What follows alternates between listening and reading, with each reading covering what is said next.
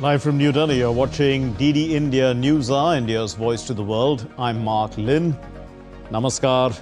Coming up in the next hour. India and Bhutan approved the first cross-border rail links to boost trade and regional connectivity at a project cost of over 4,000 crore rupees. Netanyahu meets Trump at the White House. Gaza peace plan, hostage release and post-war governance on the agenda amid West Bank tensions. Iran's President Pezeshkian slams European sanctions, criticizes the UN over Israel and the US veto. Typhoon Hualoi devastates Vietnam and the Philippines. 37 dead, hundreds of thousands displaced.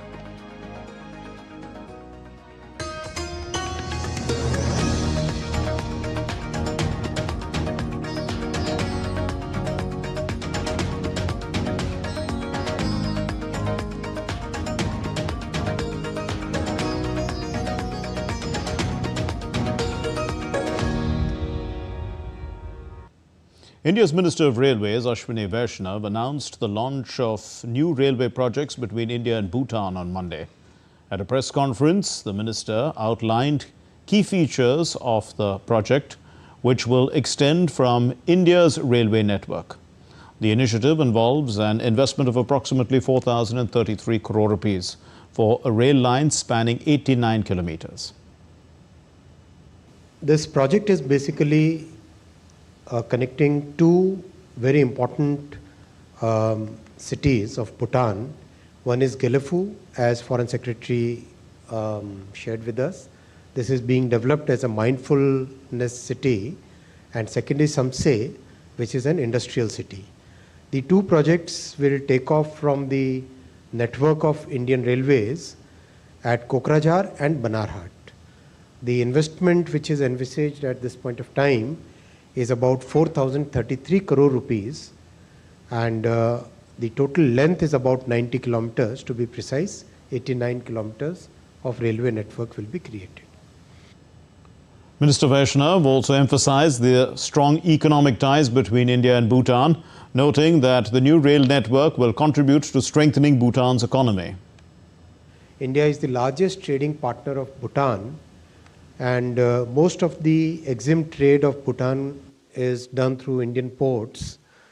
Therefore, it becomes very important to have a good seamless rail connectivity for the Bhutanese economy to grow and for the people to have better ways of access to the global network. So that's why this entire project has been taken up. And Samse and Gelaphu, they have very important significance in the way the Bhutanese economic growth is being planned.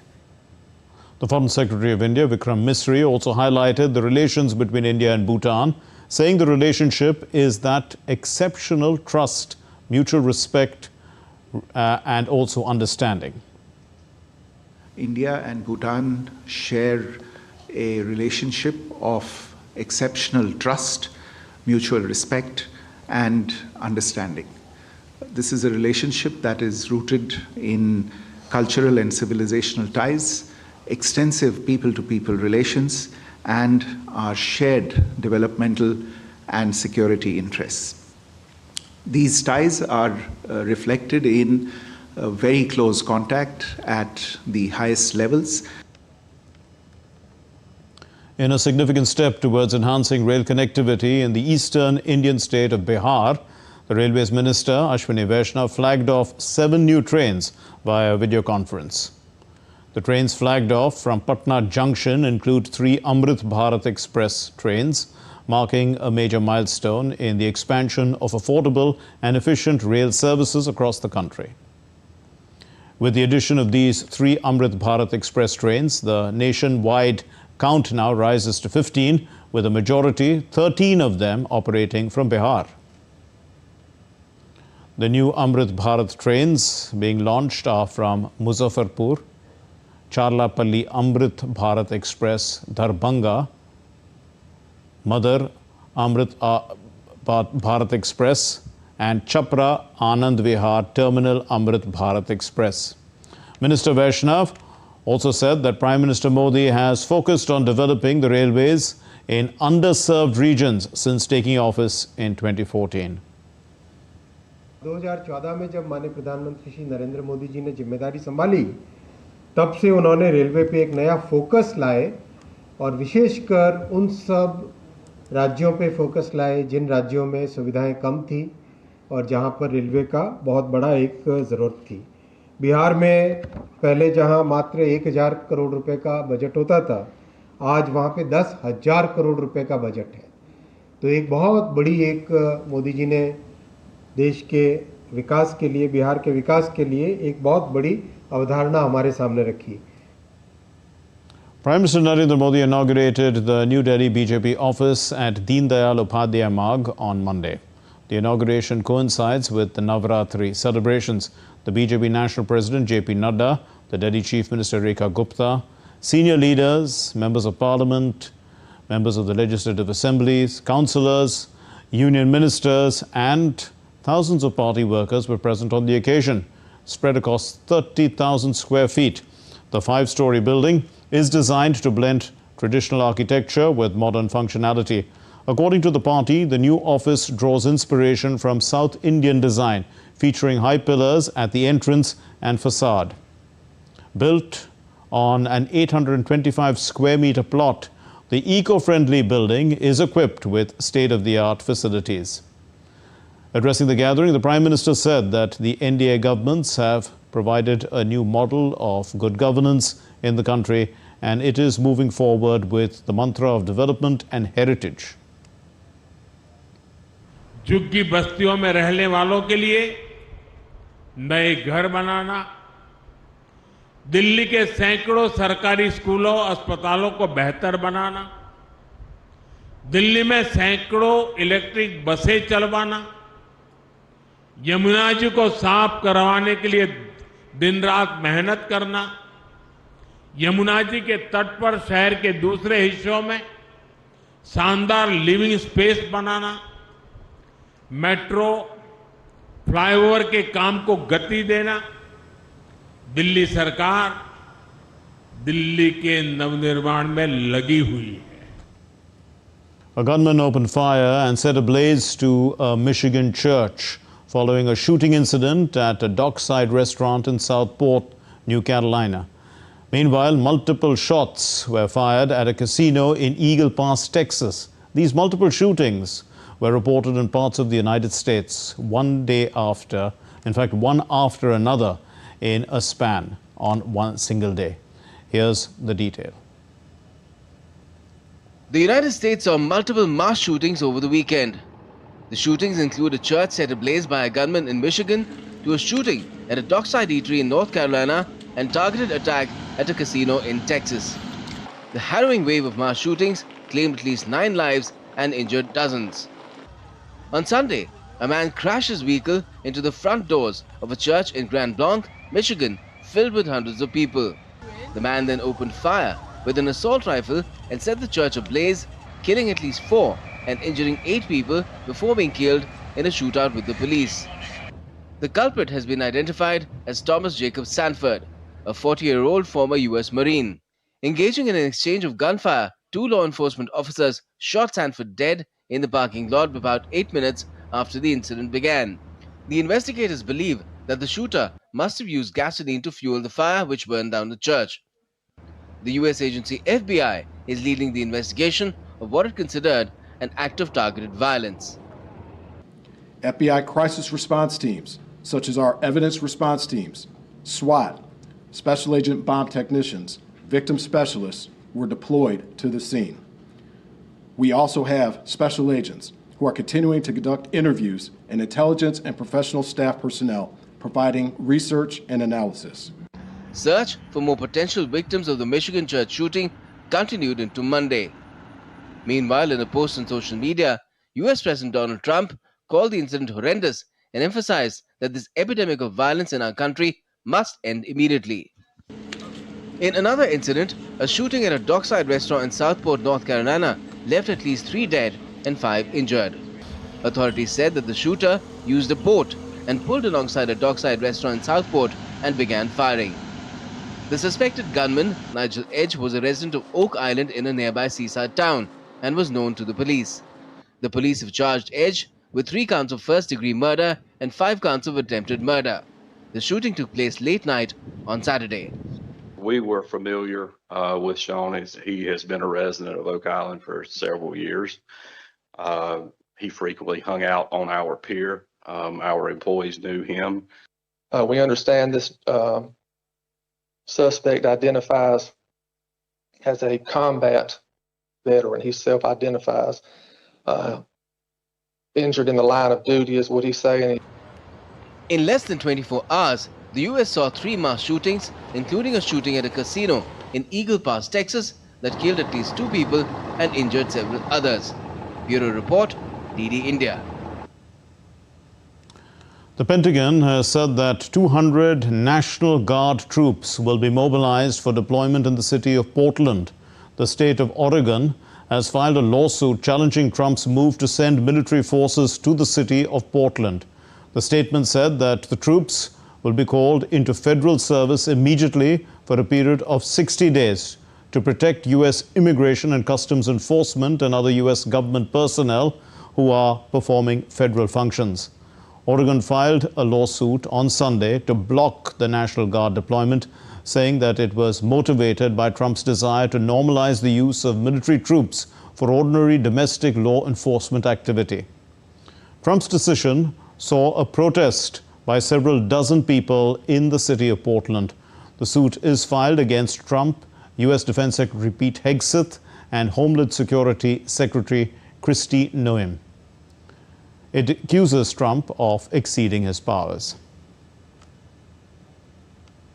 The U.S. President Donald Trump said on Monday that he would impose a 100% tariff on all foreign-made movies, an unprecedented move that threatens to upend Hollywood's global business model. The step signals Trump's willingness to extend protectionist trade policies into cultural industries, raising uncertainty for studios that depend heavily on international box office revenue and cross-border co-productions. Trump announced the measure in a post on his Truth Social platform, claiming the U.S. movie making is losing ground to international competition. However, it was not immediately clear what legal authority Trump would use to impose these 100% tariffs on foreign-made films.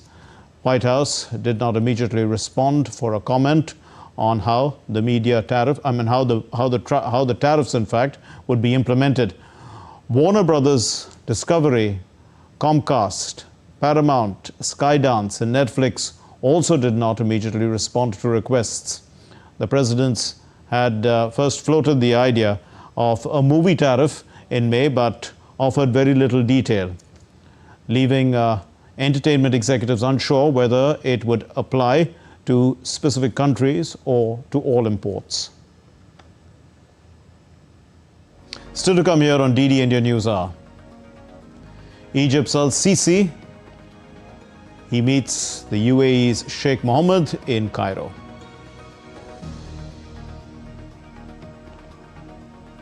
A French appeals court has reopened the case against Air France and Airbus.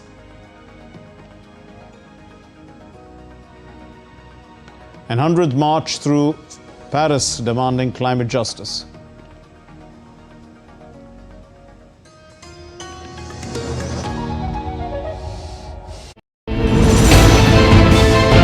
Geopolitics and trade deals. Economic challenges amid development. Hard work and the path to prosperity. It's the economy, always. Between walkers, money is what money does and says. Supply creates its own demand. Between the bulls pulls and bears tears. When supply chains globalization and India rises to the podium. We'll get you centered with the Economic Brief at 8 p.m. every Thursday on DD India.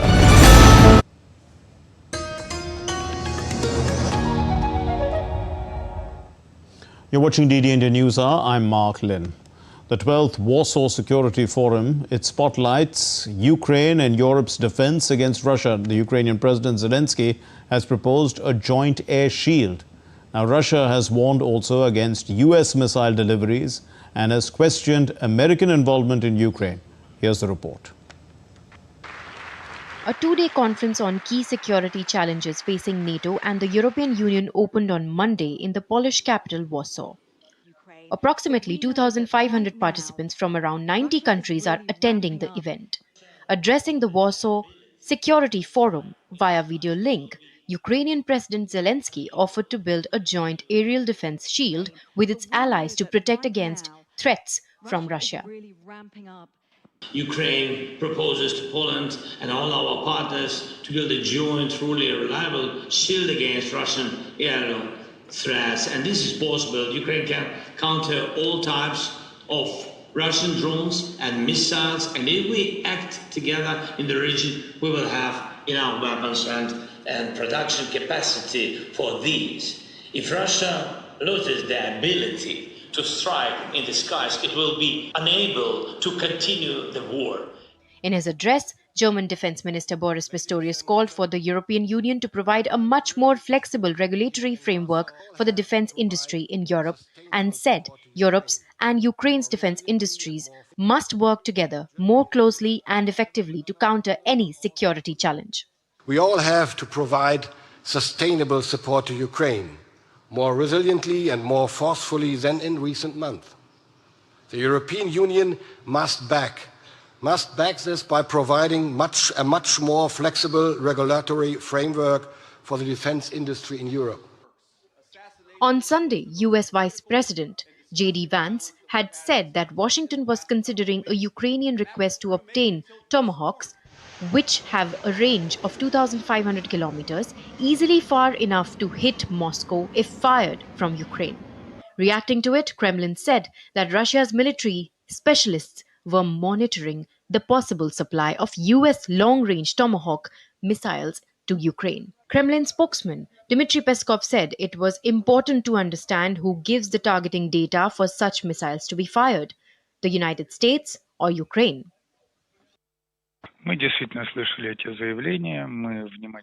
We have indeed heard these statements. We are now carefully analyzing them. They must be analyzed in terms of course, our military specialists are closely monitoring this. The question, as before, is the following. Who can launch these missiles? Even if they are located on their territory controlled by the Kyiv regime, can they be launched solely by Ukrainians? Or must they be operated by American military personnel? Who is setting the target for these missiles? Is it the American side or the Ukrainians themselves? Russian President Vladimir Putin has previously said that Western countries will make themselves direct parties to the war if they supply targeting and intelligence to enable Ukraine to fire missiles deep inside Russia. Bureau Report, DD India. Meanwhile, the Polish defense minister said that Poland wants to see cooperation between the EU and Ukraine on drones. Oni testują drony każdego dnia. They test drones every day. They know what works and what needs to be improved. No one has the experience and the testing ground that Ukraine has. So this is also a good reason for cooperation between the European Union and Ukraine. It's a kind of bridge even on Ukraine's path to the European Union. The European Union confirmed on Monday that it had reinstated sanctions against Iran following a similar move against Iran by the United Nations. According to the EU presidency statement, today the EU reinstated sanctions against Iran in response to its continued non-compliance with the nuclear agreement. The door for diplomatic negotiations remains open. The EU said the sanctions included freezing the assets of the Iranian Central Bank and other Iranian banks, as well as travel bans on certain Iranian officials.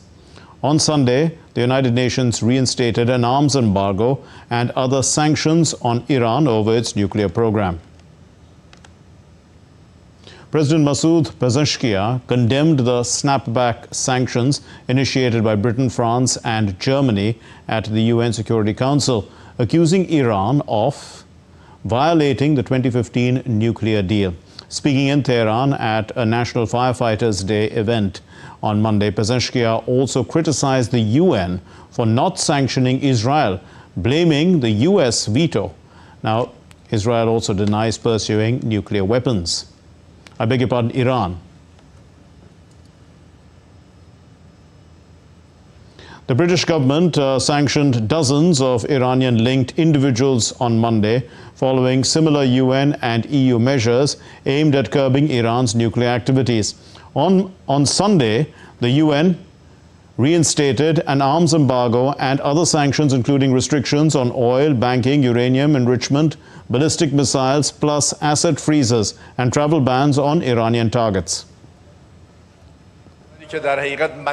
A country that has in reality thrown the whole region into chaos. Not once has the Security Council sanctioned it. Not once has it condemned it, because there's an American presence there at the Security Council. And anytime someone tries to speak up, they use their veto right. It has destabilized the entire region. Yet when we try to live in this region, in this country, in this world, in this society, every day they want to sanction us. Why? Because we refuse to bow our heads. Pakistan-occupied Kashmir on Monday witnessed a complete shutdown as markets, shops and businesses closed. Local media reported that all commercial activities were also halted, leaving streets deserted. The protest led to a closure of markets and transport services and disruption in network services for a second consecutive day. Schools remained officially open, but classrooms remained empty. The shutdown strike is in support of the Joint Action Committee amid rising public anger over long-standing unresolved issues. The Public Action Committee presented a list of 38 demands that aim at securing genuine rights of their people. The Egyptian President Abdel Fattah el-Sisi and the UAE President Sheikh Mohammed bin Zayed Al Nahyan, they met in Cairo on Sunday.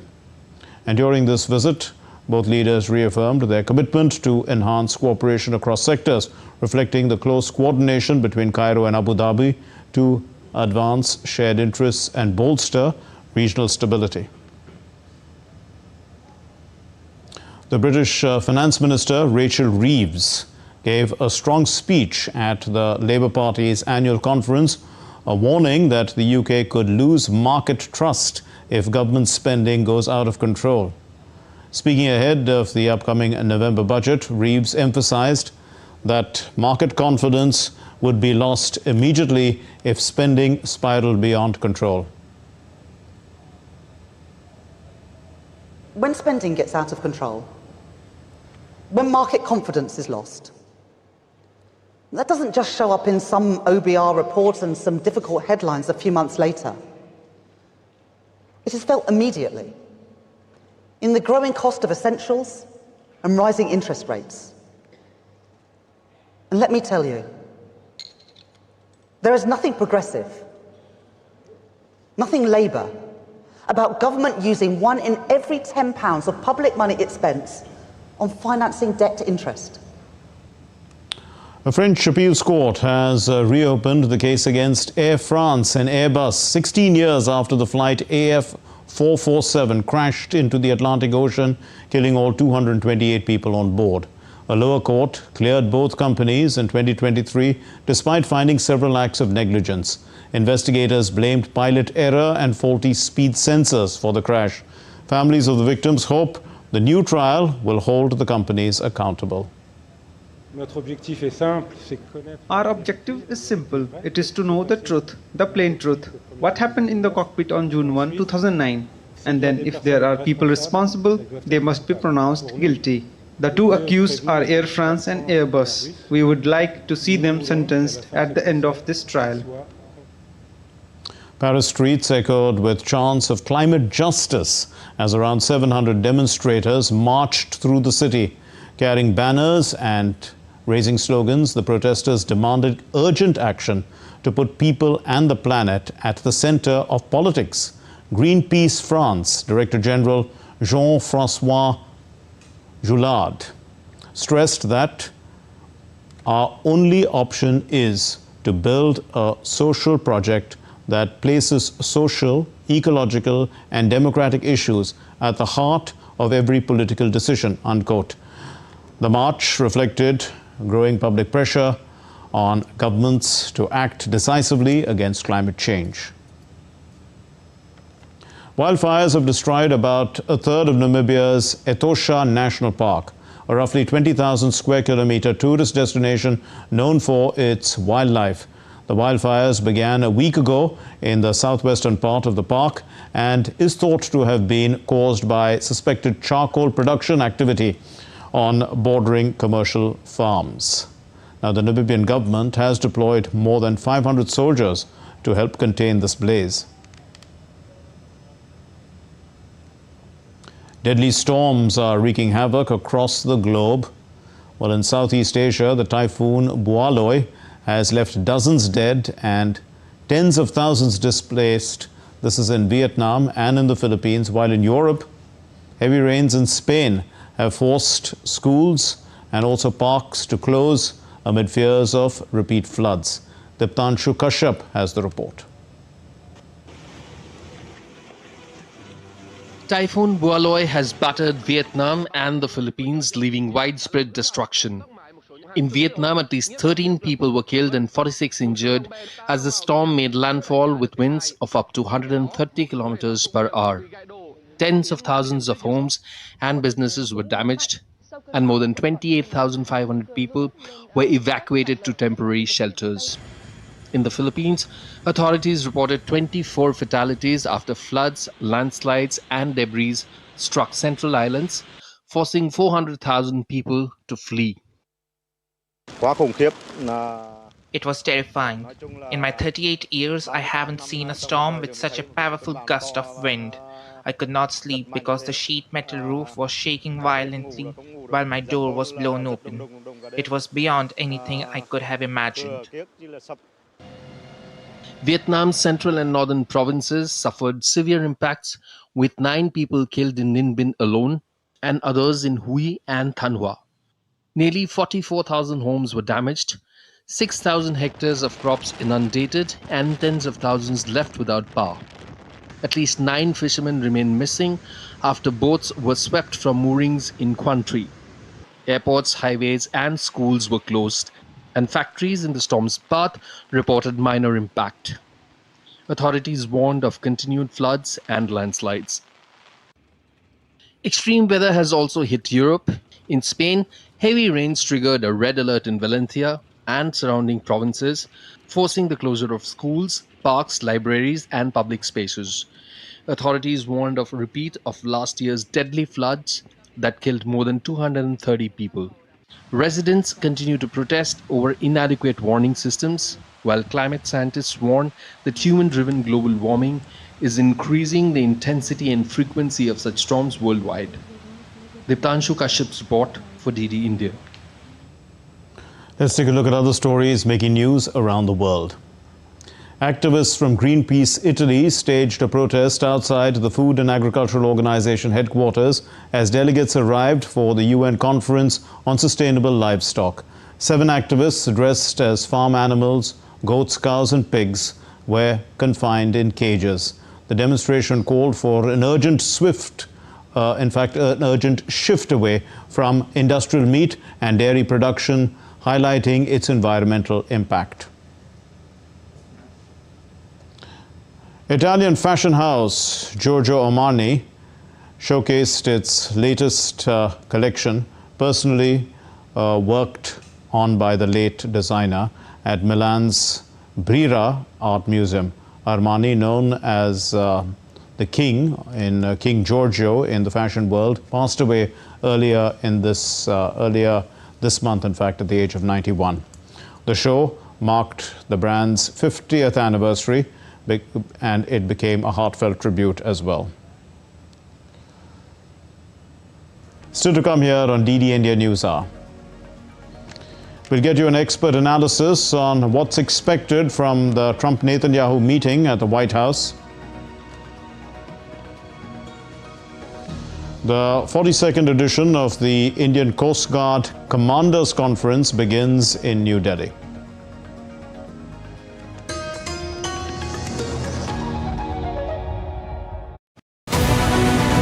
This week on Defence Dynamics, from the rails of India's heartland, Agni Prime raises, carrying a nuclear edge on the move.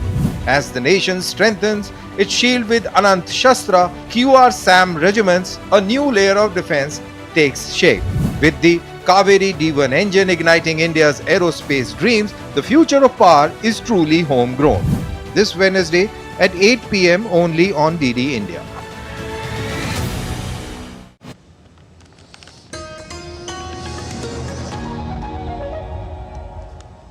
You're watching DD India NewsHour. I'm Mark Lynn. Here's a recap of the main news. India and Bhutan approved the first cross-border rail links to boost trade and regional connectivity at a project cost of over 4,000 crore rupees. Iran's President Pezeshkian slams European sanctions, criticizes the UN over Israel and US veto. Typhoon Bualoi devastates Vietnam and Philippines. 37 dead, hundreds of thousands displaced.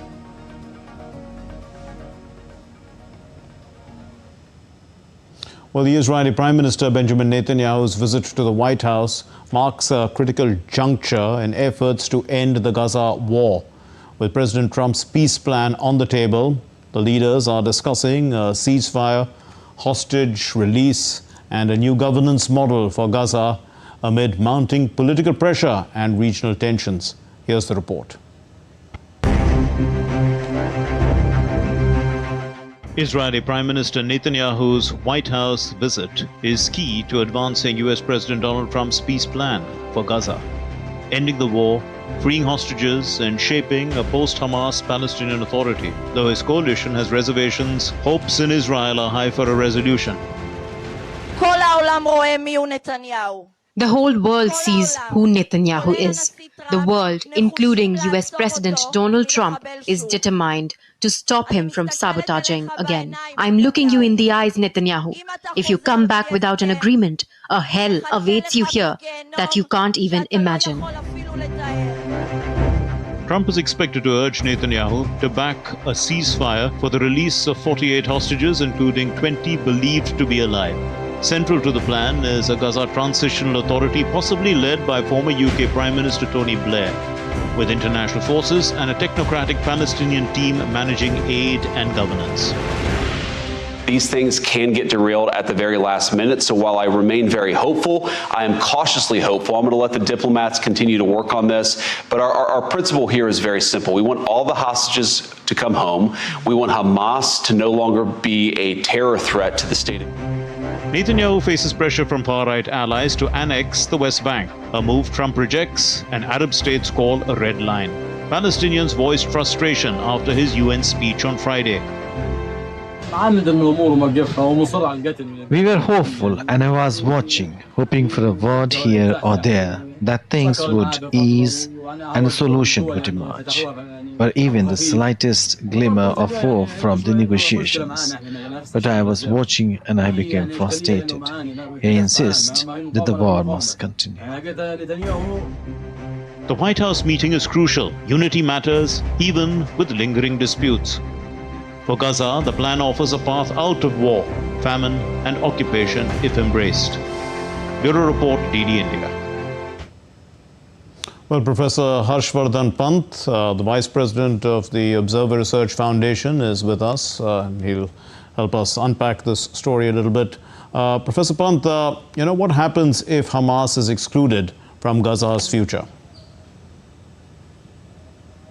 Well, this is something that perhaps is very important for Israel, given how much investment, both military-wise and diplomatic, Mr. Netanyahu has done when it comes to his Gaza adventure. So clearly, if Hamas is not part of the administration, if Hamas does not represent a viable political entity in Gaza, Mr. Netanyahu can sell this off as a big political victory and thereby lead to some sort of accommodation within the political framework in Israel, because the right wing in Israel wants annexation of Gaza. They want something drastic to be done. So for him, for Netanyahu in particular, this is very important that Hamas is no longer a contender for political leadership there. If that can be demonstrated to a certain extent, I think that would be something that he can take home and and say that I have delivered. Also, Professor Pant, why does Israel oppose involving the Palestinian Authority now? I think Israel, this is something once again which Israel feels that after October 7 attacks, this is something that they need watertight guarantees that whatever happens there will certainly be led by this transitional authority that Trump's plan talks about, rather than any kind of Palestinian authority, which in the past, according to Israel, has not been able to manage and administer the territories. So I do think that for Israel, this is about projecting a sense of victory. This is about projecting a sense of strength and projecting to its own people that those who were governing these territories no longer are governing that territory, and therefore it would seem to be a much more complete victory for Netanyahu again, that he can sell to his domestic audience. So I think by and large he has no love lost for Palestinian Authority, given that he feels and his government feels and many in Israel feel that they have not been very effective when it comes to governing, both administering civil administration but also providing security to the Israelis. So this transitional authority will also likely have, peacekeepers or a peacekeeping force, which will involve the Arab states. So will these international forces limit Israel's control over Gaza? I think to a certain extent that would be the intent behind projecting this peacekeeping force. But it depends on what is the composition of this these forces there, because only those countries with whom Israel will be comfortable, Mr. Netanyahu, I think, would be able to sustain that. If there are countries that have been anti-Israel and that have been vociferously anti-Israel in their public denunciation of Israel, I think that those might create problems for him domestically. So I think we'll have to wait and watch to see the composition of these forces. But clearly the idea would be that if there is a transitional force there, peacekeeping force there, with certain actors who can actually have the confidence of both sides, that can work as a buffer in terms of the conflict in the region, and that can prevent this conflict now from escalating once again. So Netanyahu has a problem with coalition pressure, but he also has a problem with people on the street who want a solution fast. So, I mean, how does this affect his decision-making at this current time? I think that's why we are witnessing a sense of urgency, perhaps for the first time since October 2 years back, that Mr. Netanyahu is feeling the pressure from multiple vantage points. There is pressure from his coalition partners, which is taking him in one direction. There is pressure from the street, as you said, which wants the street wants early resolution. They want the hostages back. Yes.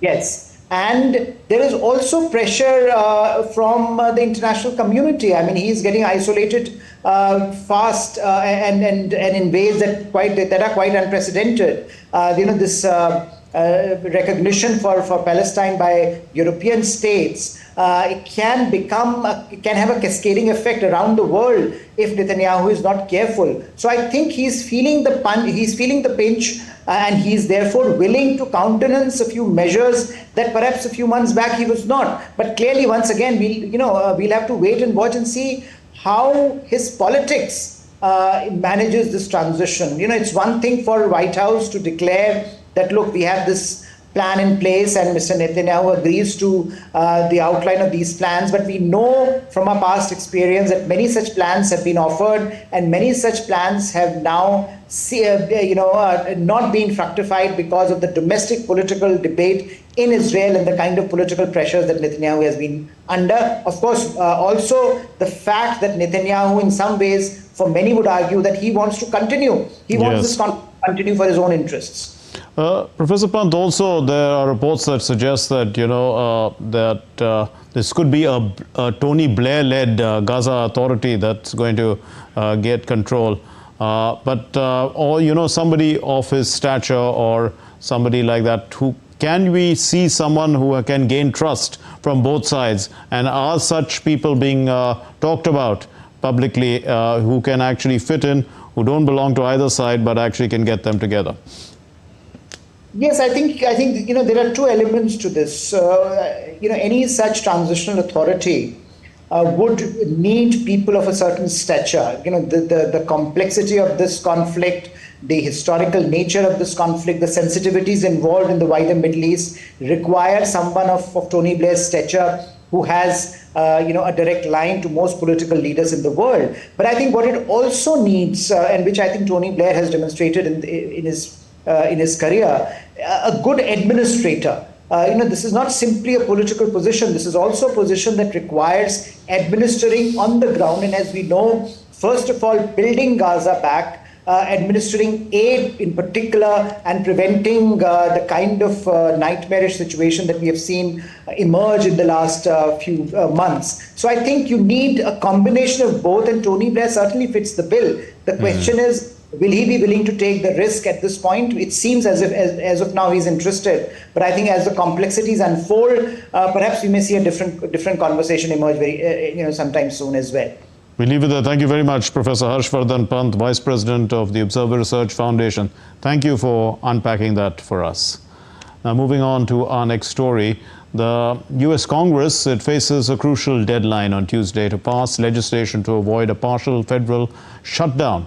So what's happening is that lawmakers must approve funding for 438 agencies before October 1, the start of the new fiscal year there.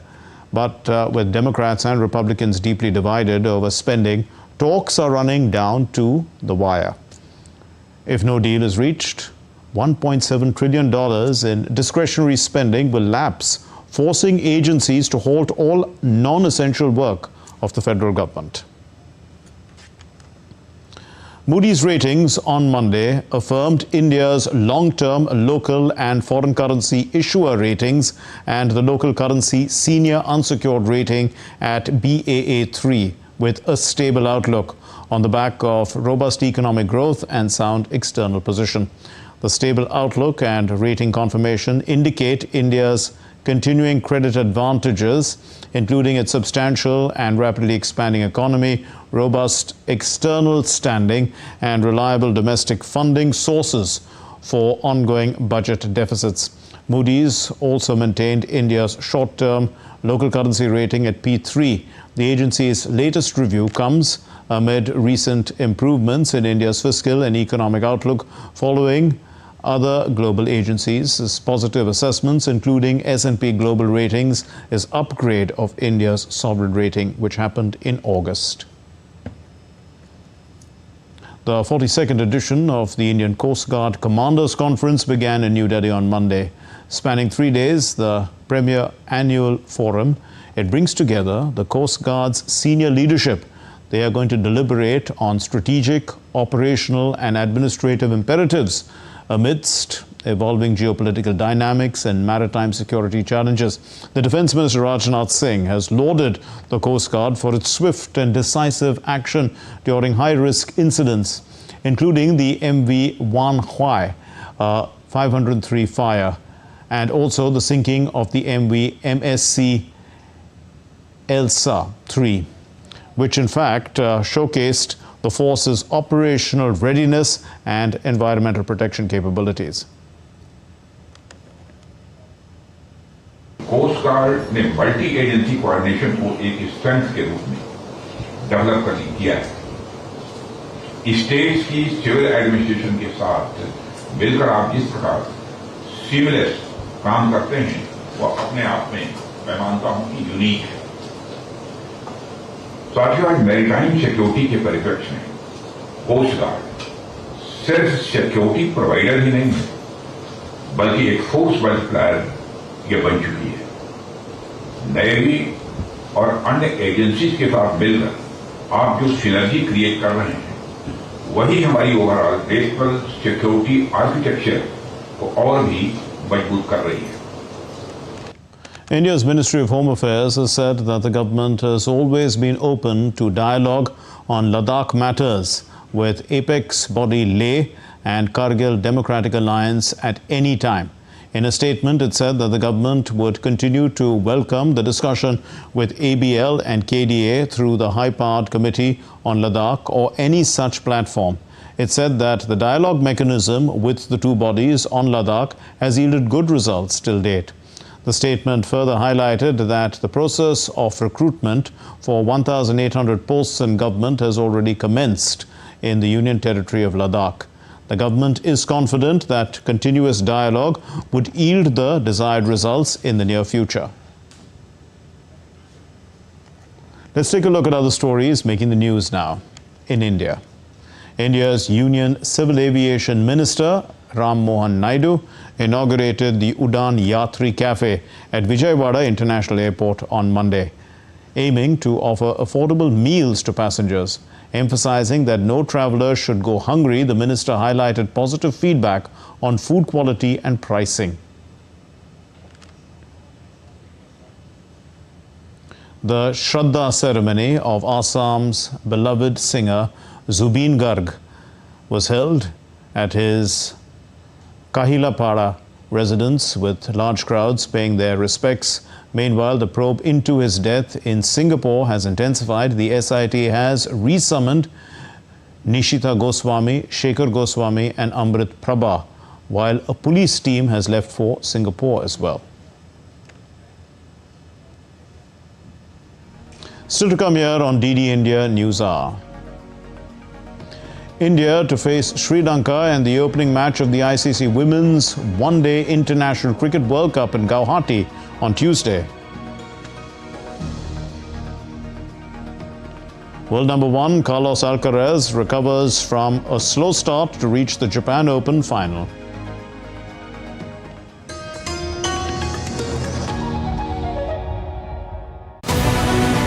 This week on Defence Dynamics, from the rails of India's heartland, Agni Prime raises, carrying a nuclear edge on the move. As the nation strengthens its shield with Anant Shastra QR SAM regiments, a new layer of defence takes shape. With the Kaveri D1 engine igniting India's aerospace dreams, the future of power is truly homegrown. This Wednesday at 8 p.m. only on DD India.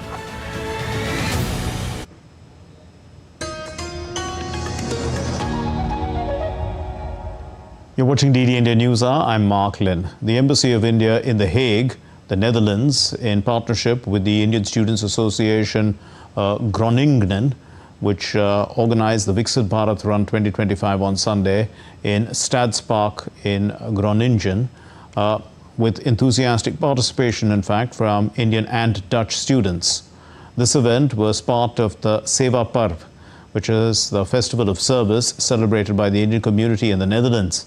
From tree planting to community gatherings and a unity run, recent events have showcased a strong spirit of service and togetherness.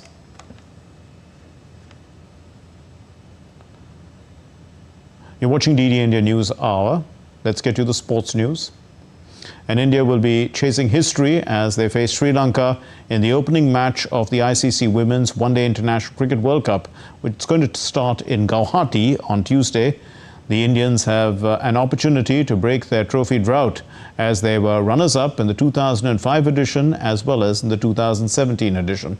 But the tournament is co-hosted by India, Sri Lanka, and it runs from the 30th of September to the 2nd of November. The 13th edition of the Women's One-Day International Cricket World Cup is set to kick off on 30th September with co-hosts India and Sri Lanka facing each other in the opener in Guwahati. India brim with confidence after a solid performance in the lead-up to the tournament. Recently, India gave Australia a tough fight in the one-day series.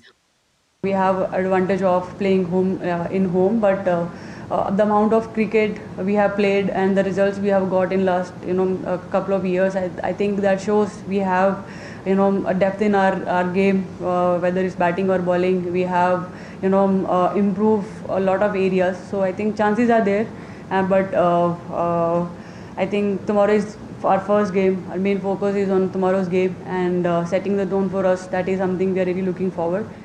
Though Sri Lanka lack match practice, they have played only 8 one-day internationals this year, losing 5 of them while 1 was washed out. But they can bounce back on the subcontinental pitches. This could be the last ODI World Cup for the team's captain and star player, Shamari Atapattu. We are playing really good cricket last 12 months against some big teams.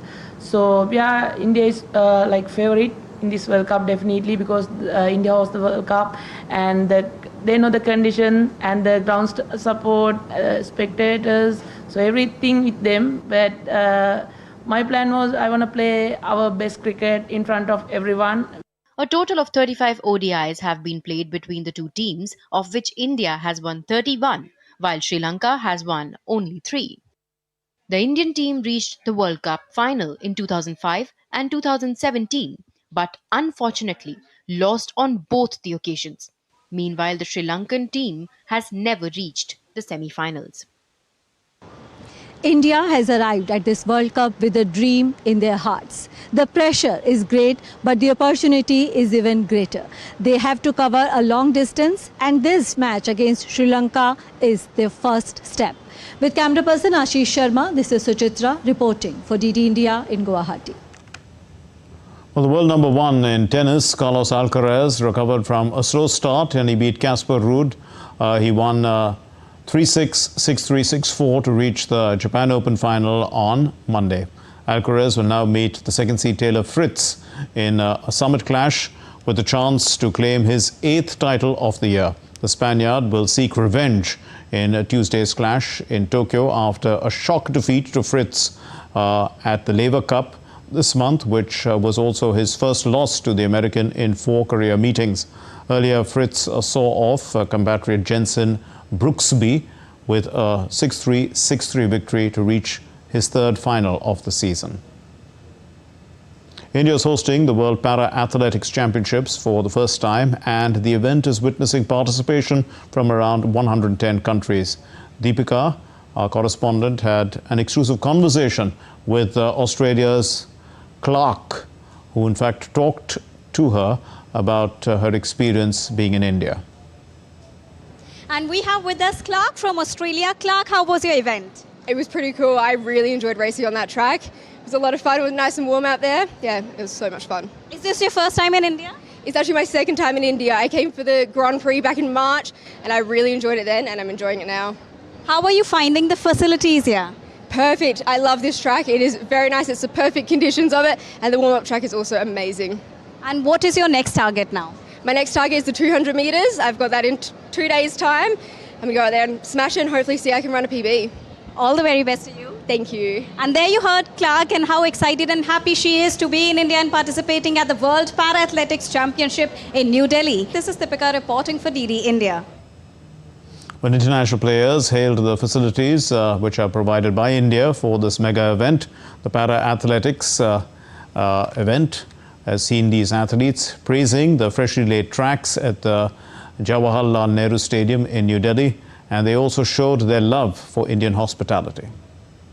This is my 7th World Championships. I always get a real kick out of competing against the best in the world and testing my mettle. I thought I had a good start, good first 200. Would have liked to have had a bit more coming home, but I'm satisfied I left it all out on the track, and that's all I can ask. So our accommodation has been amazing. It's a nice, fast track. Everybody's been super welcoming. Yeah, I've loved my time in India. Yeah, great. This facility here is really great. We're staying in a really lovely hotel. Yeah, enjoying it so far. Well, that's all we have in this edition of DD India News Hour. Let's know your thoughts on the news of the day. And for those of you on the go, get the latest news and updates from India and across the world on the DD India mobile app. Available on both Android and iOS platforms. Scan the QR code and download it now. We'll be back with more news as it breaks here on DD India. I'm Mark Lynn. From all of us here in Delhi, thank you very much for watching DD India News Hour. Namaskar.